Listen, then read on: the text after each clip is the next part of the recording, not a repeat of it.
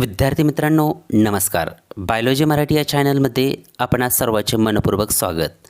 जर तुम्ही या चॅनलवरती नवीन असाल तर या चॅनलला सबस्क्राईब करा, बेल आयकॉन प्रेस करा आणि तुमच्या इतर मित्रांना शेअर करा. तर आज आपण क्लास 11 बायोलॉजी या सब्जेक्टमधील chapter number 2 systematic of living organism या चॅप्टरमधील सायलेंट फीचर्स ऑफ 5 किंगडम्स याचा स्टडी आपण डिटेल्समध्ये करणार आहोत. तर आपण मागील लेक्चरमध्ये पाहिले की रॉबर्ट हार्डिंग विटाकर यांनी जे काही लिव्हिंग ऑर्गॅनिझम्स असतात त्या सर्व लिव्हिंग ऑर्गॅनिझमचं क्लासिफिकेशन 5 किंगडम्समध्ये केलेलं आहे. तर त्यापैकी पहिला जो काही किंगडम्स आहे kingdom Monera, number 2 kingdom protista, number 3 kingdom Plantae, number 4 kingdom fungi आणि नंबर 5 किंगडम ॲनिमिलिया. तर या 5 किंगडमपैकी पहिला जो काही आपला किंगडम्स आहे किंगडम मोनेरा, तर याचा स्टडी आपण या लेक्चरमध्ये करणार आहोत. तर सर्वप्रथम पाहूया आपण की silent features of kingdom Monera. आता किंगडम मोनेरा याचं क्लासिफिकेशन जर तुम्ही पाहिलं असेल, आपण क्लास 8मध्ये, क्लास 9मध्ये किंवा क्लास 10thमध्ये देखील आपण लिव्हिंग ऑर्गॅनिझमचं क्लासिफिकेशनचा आपण स्टडी केला होता. म्हणजे जेवढे काही लिव्हिंग ऑर्गॅनिझम्स असतात त्या लिव्हिंग ऑर्गॅनिझमचं सुरुवातीला क्लासिफिकेशन काय केलं जातं की प्रोकॅरोटिक्स आणि युकॅरोटिक्समध्ये केलं जातं. तर प्रोकॅरोटिकमध्ये युनिसेल्युलर जे असतात त्यालाच किंगडम मोनेरा असं म्हटलं जातं आणि युकॅरोट्समध्ये जर आपण पाहायला गेलो तर त्यामध्ये 2 प्रकारचे लिव्हिंग ऑर्गॅनिझम्स असतात. एक असतात युनिसेल्युलर, दुसरा आहे मल्टीसेल्युलर. तुम्ही डायग्राममध्ये पाहू शकतात. त्यामध्ये युनिसेल्युलरमध्ये किंगडम प्रोटिस्टा असतात आणि मल्टीसेल्युलरमध्ये परत 2 असतात, with cell wall and without cell wall. तर विथ सेल वॉलमध्ये आपण पाहायला गेलो तर त्याच्यामध्ये 2 असतात. एक आहे ॲटोट्रॉपिक किंगडम प्लांटी आणि दुसरा आहे डिकम्पोजर, तो त्याच्यामध्ये किंगडम फंगी येतात. आणि विदाऊट सेल वॉलमध्ये एकच किंगडम आहे, तो आहे किंगडम ॲनिमिलिया. तर असे हे जे काही 5 किंगडम्स आहेत तर त्यापैकी पहिला जो काही किंगडम्स आहे आपला किंगडम मोनेरा. तर हा किंगडम मोनेरा याच्यामध्ये जेवढे काही ऑर्गॅनिझम्स असतात it contain unicellular organism with prokaryotic cellular organisation. म्हणजे ऑल लिव्हिंग ऑर्गॅनिझम जे काही मोनेरामध्ये असतात सर्व युनिसेल्युलर आणि प्रोकॅरोटिक्स असतात. And they are found in all type of environment which are not generally inhabited by other living beings. म्हणजे हे जे काही लिव्हिंग ऑर्गॅनिझम्स असतात मोनेरा या किंगडममधील ते काय होतात की ओमनी प्रेझेंट असतात, म्हणजे ते कोठेही प्रेझेंट असतात. आणि few are phototropics and some of the chemoautotrophs. म्हणजे काही जे काही मोनेरामधील असणारे ऑर्गॅनिझम्स असतात ते फोटोट्रॉपिक्स असतात तर सम ऑफ द केमोॲटोट्रॉपिक्स असतात. But majority are the heterotrophic in a nature. तर आपण जनरली जर पाहायला गेलो तर मोनेरा या किंगडममधील जेवढे काही ॲनिमल्स असतात त्यापैकी मोस्ट ऑफ द ॲनिमल काय असतात की हेटेरोट्रॉपिक्स असतात. आणि these organism do not have well defined nucleus. म्हणजे प्रोकॅरोटिक ऑर्गॅनिझम म्हणजे जे काही किंगडम मोनेरामधील जे काही लिव्हिंग ऑर्गॅनिझम्स असतात तर यामध्ये न्यूक्लियस वेल डेव्हलप्स नसतो. आणि यामध्ये जो काही सेल वॉल असतो, cell wall is made up of peptidoglycan also called as murein which is the polymer of sugar and amino acid. नीट लक्षात ठेवा. तर किंगडम मोनेरामध्ये जे काही लिव्हिंग ऑर्गॅनिझम्स असतात तर त्याच्यामधील जो काही सेल वॉल असतो तर हा सेल वॉल पेप्टिडोग्लायकन याने काय झालेला असतो तो बनलेला असतो. आणि membrane bound organelles example mitochondria, chloroplast, endoplasmic reticulums are absent. तर या किंगडम मोनेरामध्ये जेवढे काही मेम्ब्रेन बाउंड ऑर्गेनेल्स असतात म्हणजे जे काही कॉम्प्लेक्स ऑर्गेनेल्स असतात, मायटोकॉन्ड्रिया असेल, क्लोरोप्लास्ट असतील किंवा एंडोप्लाझमिक रेटिक्युलम्स हे काय असतात की ॲब्सेंट असतात. आणि ribosomes are smaller in a size 70s than in a eukaryotic cell. म्हणजे यामधील जो काही रायबोझोम्स असतो हा 70s असतो म्हणजे हा स्मॉलर असतो. आणि युकॅरोटिक सेलमध्ये काय असतो तो 80s असतो. म्हणजे युकॅरोटच्या तुलनेत हा कसा असतो की स्मॉलर असतो. And the mode of reproduction in a Monera is asexual or with the help of binary fusions or budding. म्हणजे यामधील जे काही मोड ऑफ रिप्रोडक्शन्स आहे हे असेक्सुअल रिप्रोडक्शन त्यामध्ये स्पेशली बायनरी फ्युजन्सने होत असतात. आणि आपण मॉर्फॉलॉजिकली बॅक्टेरिया आर कॅटेगराइज्ड इंटू 4 ग्रुप्स, म्हणजे जेवढ्या काही बॅक्टेरिया असतात त्याचं क्लासिफिकेशन 4 ग्रुप्समध्ये केलं जातं. तर त्यापैकी पहिला जो काही ग्रुप्स आहे spherical, it is called as the coccus. Rod shape bacillus. Number 3 the comma or kidney shape vibrio and the spiral spirillum. तर अशा प्रकारच्या 4 ग्रुप्समध्ये या बॅक्टेरियाचं क्लासिफिकेशन केलं जातं. परंतु on the basis of evaluation bacteria can be classified as archaebacteria and eubacteria. जर आपण इव्हॅल्युएशनमध्ये जर पाहायला गेलो on the basis of evaluation म्हणजे आपण त्याच्या उत्क्रांतीचा जर विचार करायला गेलो तर जेवढ्या काही बॅक्टेरिया असतात त्या बॅक्टेरियाचं क्लासिफिकेशन फक्त 2च गटामध्ये केलं जातं. त्यापैकी पहिला आहे आर्किबॅक्टेरिया आणि दुसरा आहे त्याच्यामधील यू बॅक्टेरिया. तर आर्किबॅक्टेरिया म्हणजे त्याला ओल्ड बॅक्टेरिया असं म्हटलं जातं आणि यू बॅक्टेरिया म्हणजे त्याला ट्रू बॅक्टेरिया असं म्हटलं जातं. तर या दोघांचं स्टडी आपण 1 बाय 1 करूया. त्यापैकी पहिला जो काही आहे archaebacteria, this are the differentiated from other bacteria on the basis of their different cellular features.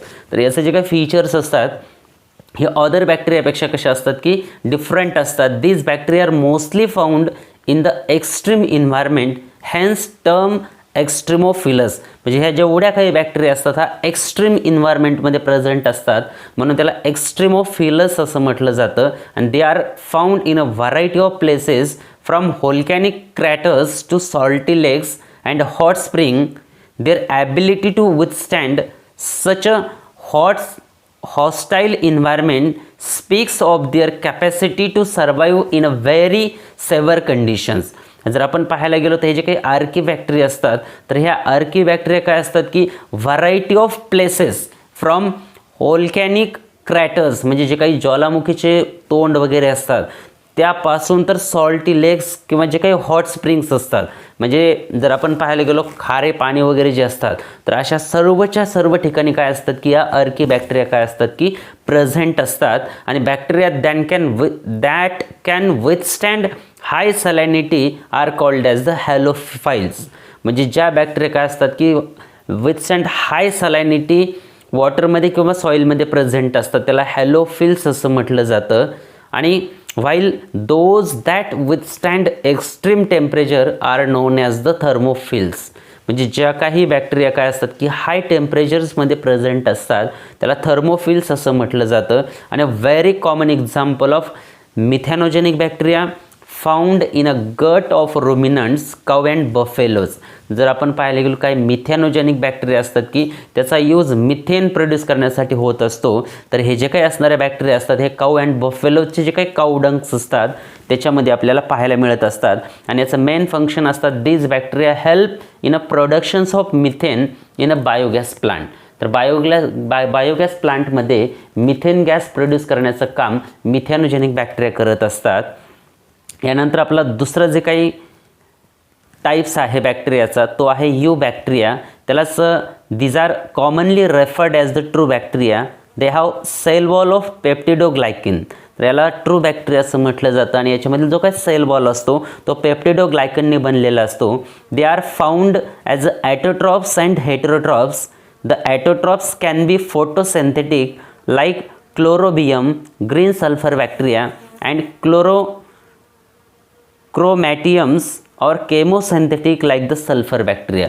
तर यामध्ये काय असतात की 2 प्रकारच्या बॅक्टेरिया आहेत पहा. एक ॲटोट्रॉप्स आहेत आणि दुसरा हेटेरोट्रॉप्स आहे. तर ॲटोट्रॉप्समध्ये जर आपण पाहायला गेलो काय फोटोसिंथेटिक काही बॅक्टेरिया असतात त्याचं नाव आहे क्लोरोबियम कारण त्याच्यामध्ये क्लोरोप्लास्ट प्रेझेंट असतात. त्याचं एक्झाम्पल आहे ग्रीन सल्फर बॅक्टेरिया. आणि दुसरं आहे क्रोमॅटियम किंवा त्याला केमोसिंथेटिक बॅक्टेरिया असं म्हटलं जातं. त्याचं एक्झाम्पल आहे sulphur bacteria. These are mostly multicellular filamentous form living in a fresh water. The body is covered by the mucilaginous sheath. तर बेसिकली जर आपण पाहायला गेलो तर हे जे काही असणारे यू बॅक्टेरिया असतात ते काय असतात की मल्टीसेल्युलर फिलामेंटस असतात आणि ते फ्रेश वॉटरमध्ये आपल्याला पाहायला मिळत असतात. आणि याच्यामधील जे काही त्याची बॉडी असते this bodies are covered by the mucilaginous sheath. The genetic material is a typical prokaryotic. म्हणजे याच्यामधील जे काही जेनेटिक मटेरियल्स असतात हे कसे असतात की टिपिकल प्रोकॅरोटिक्स असतात. आणि chlorophyll a, chlorophyll b, carotene and xanthophylls are the photosynthetic pigment. जसं की आपण पाहतो की क्लोरोप्लास्ट असतात किंवा जे काही क्लोरोफिल्स असतात, या क्लोरोफिल्समध्ये काय असतात की थॅलेकॉइड्स असतात आणि थॅलेकॉइड्समध्ये कॉन्टासम्स असतात आणि कॉन्टासममध्ये काय असतात की डिफरंट फोटोसिंथेटिक पिगमेंट प्रेझेंट असतात. त्यापैकी chlorophyll a, chlorophyll b, carotene आणि झॅन्थोफिल हे जे काही पिगमेंट असतात ते या यू बॅक्टेरियामध्ये प्रेझेंट असतात. आणि filament show the heterocyst which help in a nitrogen fixation, म्हणजे जे काही ॲटमॉस्फेरिक नायट्रोजन्स असतो त्याला फिक्स करण्याचं काम हे फिलामेंटस हेटेरोसिस्ट करत असतात. आणि heterotrophs are the most abundant, most of them are decomposer and known for breaking down large molecule into the simple molecules or minerals. जर आपण यामध्ये जर पाहायला गेलो यू बॅक्टेरियामध्ये, तर यामध्ये दोन प्रकारच्या बॅक्टेरिया आहेत, ॲटोट्रॉप्स आणि हेटेरोट्रॉप. परंतु हेटेरोट्रॉप जे काही बॅक्टेरिया असतात ते काय असतात की मोस्ट अबंडंट असतात आणि त्याचं मेन फंक्शन असतात की ते डिकम्पोजरचं काम करत असतात. म्हणजे जे काही लार्ज मॉलिक्युल्स असतात, म्हणजे काही कॉम्प्लेक्स मॉलिक्युल असतात त्याला सिम्पल फॉर्ममध्ये करण्याचं काम हे यू बॅक्टेरिया करत असतात. आणि they can be anaerobes helping in a curdling of milk, lactobacilli, fixations of nitrogen, azotobacter, antibiotic production, streptomyces, composting and degrading oil. म्हणजे यामध्ये जे काही हेटेरोट्रॉफिक बॅक्टेरिया असतात ह्या सर्व बॅक्टेरिया ॲनएरोबिक बॅक्टेरिया असतात. आता फॉर एक्झाम्पल या ठिकाणी बरेचसे एक्झाम्पल दिलेत पहा. कर्डलिंग ऑफ मिल्क, म्हणजे आपल्या दुधाचं ज्यावेळेस दह्यामध्ये रूपांतर करायचं असेल तर त्या दुधाचं कन्व्हर्जन कर्डमध्ये करण्यासाठी जे काही लॅक्टोबॅसिली असतात तर त्या लॅक्टोबॅसिली काय असतात की हेल्पफुल असतात. त्यानंतर जे काही ॲटमॉस्फेरिक नायट्रोजन्स असतो त्याला फिक्स करण्याचं काम ॲझोटोबॅक्टर करत असतात आणि अँटीबायोटिक प्रोड्यूस करण्याचं काम स्ट्रेप्टोमायसस या बॅक्टेरिया करत असतात. त्यानंतर आपण पाहतो की कंपोस्टिंग असेल किंवा डिग्रेडिंग ऑइल्स असेल यासाठी देखील काय असतात की या यू बॅक्टेरिया यूजफुल असतात. But the story does not end here. Some of them are pathogen that is causing the disease. तर सर्वच्या सर्वच बॅक्टेरिया बेनिफिशियल किंवा यूजफुल नाही, तर त्यापैकी काही ऑर्गॅनिझम किंवा काही बॅक्टेरिया जे असतात ते काय असतात की हार्मफुल असतात, म्हणजे त्या पॅथोजेनिक असतात. त्याचं एक्झाम्पल आहे पहा, टायफॉइड, कोलेरा, ट्युबरकोलेसिस आणि टिटानस. अशा जे काही बॅक्टेरिया असतात it is harmful to the human beings and living organism. आणि सगळे शेवटी आहे पहा मायकोप्लाझम. These are the smallest of the living form. They do not have cell wall. Many forms are pathogenic. They are found resistant to common antibiotics due to the absence of cell wall. तर हे जे काही मायकोप्लाझ्मा असतात हे अगदी smallest living organisms असतात आणि याला कसल्याही प्रकारचा सेल वॉल प्रेझेंट नसतो.